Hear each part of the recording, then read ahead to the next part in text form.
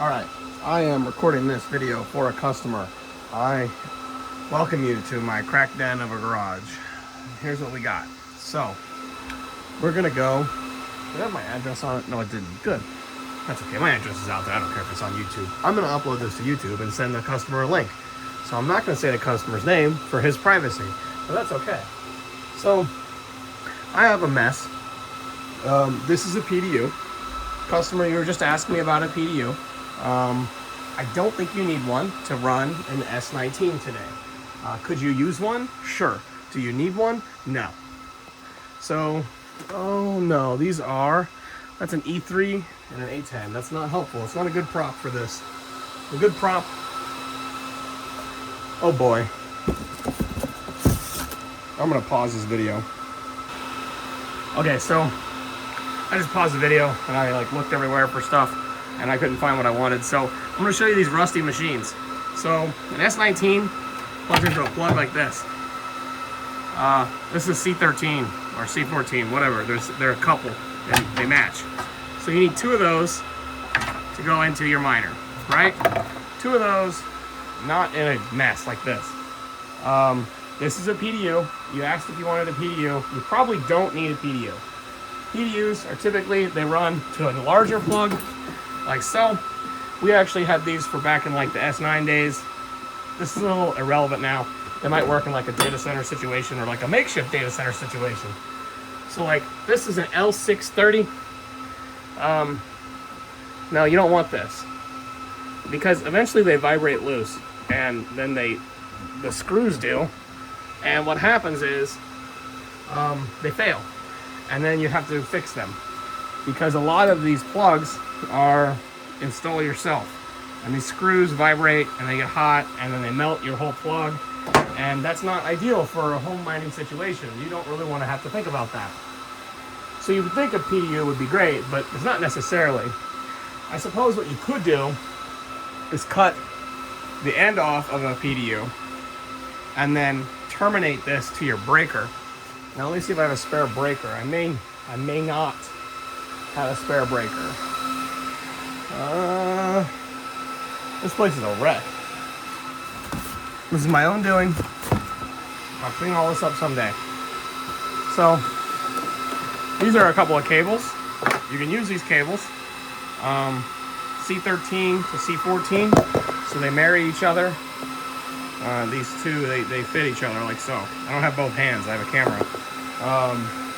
But those two marry each other.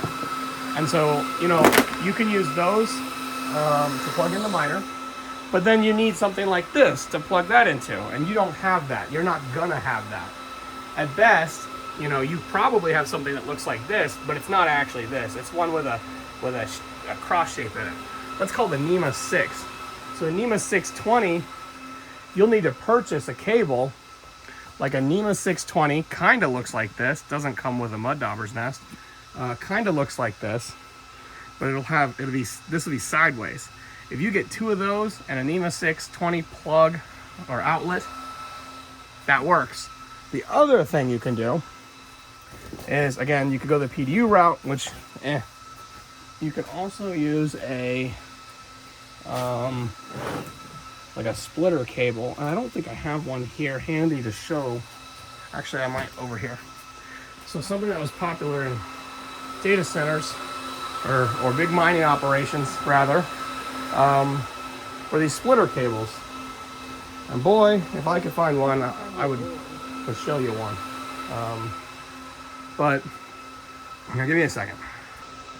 All right, through the magic of stopping and starting the video. So this is a NEMA 6. I got a big box of these. This is brand new. You could use this one. It goes to C13. Yeah, I don't know why. This is a pretty uncommon setup, but it could make sense. I saw a lot of places in Canada that use the NEMA 6. They might call it a PC 620. And so this is what I have previously sold a lot more of, which this is a C19, C20 connector. So it's similar to the C14, C13 connector. It's a couple, and they meet each other. But so we saw people with PDUs that had these on them. Typically, these are supposed to be higher rated. So what we had done was we had a 12 gauge cable manufactured to a splitter, and inside of this splitter, it goes to a 14 gauge C13. So this is the splitter cable. You know, in my career, I've sold thousands and thousands and thousands of this exact cable. Also have some of these laying around for some reason. Either one of these would solve your problem. If I was in your situation, I would buy 2 of these, and then I would have my electrician just lop this end off right here and put that in my breaker. I couldn't find a breaker for my little demonstration, but I'm sure there's one around here somewhere, but that's not the point.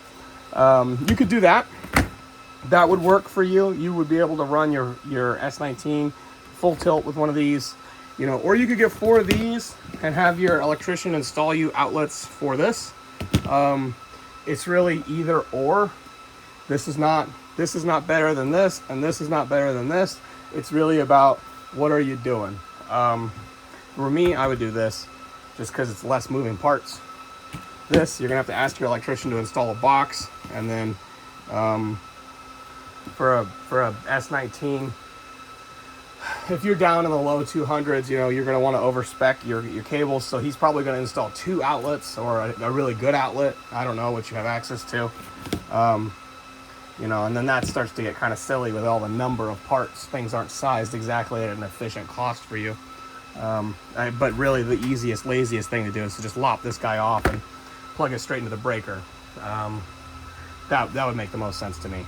But, you know, I live in this environment where this is reasonable too. So sometimes my solutions are a little custom. So your mileage may vary. I'm not a licensed electrician in your state. So don't hold me accountable for it. Just take my advice for whatever that's worth.